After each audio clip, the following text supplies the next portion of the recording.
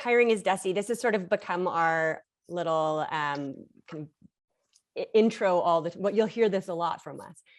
But what we're really trying to kind of get at is this image that, if things are unmovable and then they gather dust, and then, that dust, you just don't wipe it away. You need like the cleaner, and you need the thing, and you need to like actually do some real labor to actually, make that different again. And so what we're trying to say is, in all those places that we take for granted, and all those places, like Tim said, where, are we actually doing this?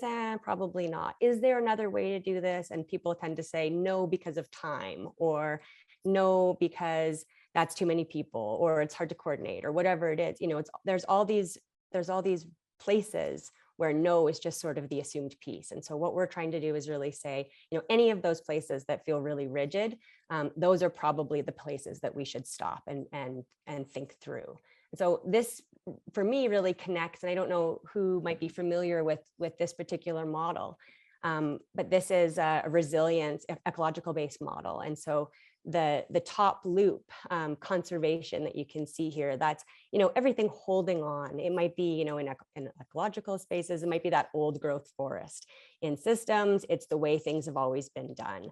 And a release is what allows us to use our resources in different ways and try new things. But right between that holding and letting go is this rigidity trap. And it sort of forces us in. And so every time, and this is called this can be called snap back. So every time there's an idea, a conversation, a new process, something different in the agenda, it's always the first thing that can slip off because we're not used to doing it, or we aren't used to prioritizing or giving that time, or actually kind of, committing to trying that thing differently across everybody who's involved. So you might have a few people who are constantly feeling like they're pushing something uphill, trying to create some change, but the system itself is so stuck and holding on, or so afraid of that release that we get stuck in these traps. And so this, just to share that this is actually, this is a real thing. And we know that fear kind of stops us, it stops us from breathing, but we know that, when we can release, we make space for something else to grow. And so that's really what this process and this reimagining of processes is about for us. It's trying to find where we can find that space that will allow something to look different and feel different, because that's experiencing an alternative is what helps us to kind of become comfortable with doing things in a different way. Sometimes you experience an alternative and you actually can't even imagine going back to the old thing because the new thing felt so different. Okay, I'm going to next slide myself here. Take a little sip. And so it's that idea of getting into that let go and reorganization that we're sort of centering this course around. We are hoping that, over the course of the 4 modules that we have, you leave here really understanding about what it means to kind of center organization values. And if you're centering with intent, then how do you kind of identify what the impact of that is for folks and really be able to bring it in and have that meaningful different process come up. We're really hoping that, those values around care and community and doing things different and holding that space for change, that we lead from a place of care too. And so we're recognizing the human of everybody involved and the system challenges and the human challenges, sort of holding those things differently. We're hoping that by the end of this course, you have maybe increased awareness or increased ability to have conversations about how power is distributed and how power dynamics impact processes like this, because it's ripe. Everything from selection committee to dynamics with candidates who are moving forward and those who are not going to be moving forward in the process, and how that new hire comes into the organization once they've been selected. All of those are, scenarios are ripe with power. And so really understanding how to think about redistributing or distributing power in different ways is something we're really hoping to talk about and advance in this course. And finally, this idea exactly of, it doesn't just end once you've identified your person. It really is, you've set an example, you've done something different, the candidates have an experience of the organization. you've got some relationships. How do you move into that employment relationship in a way that feels, similar to what you created in the interview process, and that allows that feeling of being onboarded and working in the organization to have those same, to be rooted in that same processes of care, to be rooted in those same values. Tim. Over our work, we've found that this process falls into like 6 different buckets that can be grouped into 4 larger buckets, if you will, which is sort of maps to our 4 sessions together over April. So in each one of the sessions, here's a lighter sketch of what we'll be doing. And then we have a more detailed sketch that we'll be putting into the Mighty Network. So you can really go into seeing what the pieces are that are involved. But so for the first module, it's really the introduction. What's the overall arc of the process? What are the resource requirements? Because it requires different resources, sort of, soft and hard resources, if you will.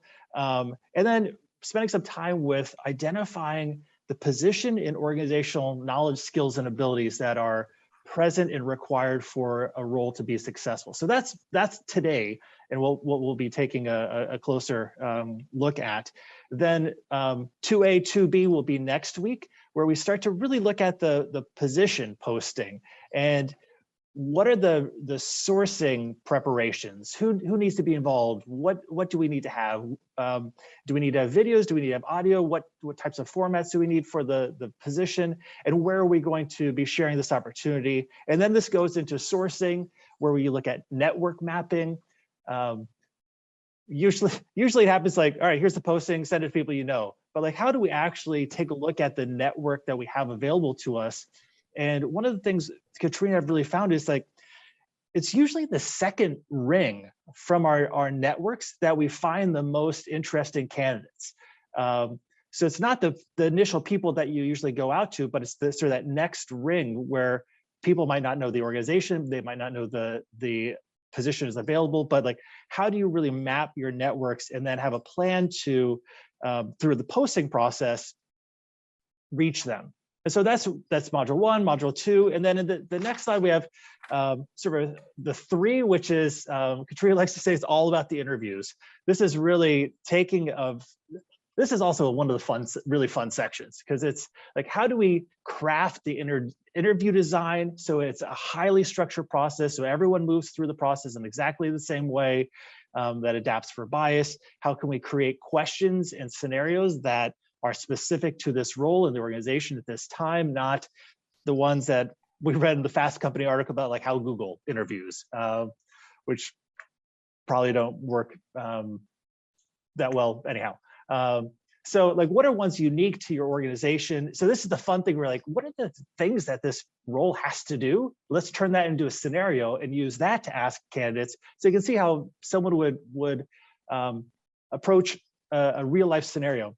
And then really leveraging Katrina's work around developmental evaluation, how do we create a rating or rubric for the process? So every candidate is being weighed based on the knowledge, skills, and abilities, and not really against each other, but like, what would they bring to the role? So that's our 3rd module. And then we land the plane with 4A, 4B, where this is looking at reference checks, the offer stage, and then this really key moment of, you've gone through this entire process, built a lot of trust and psychological safety, and how do we really leverage that to bring the person into the organization so that they'll thrive?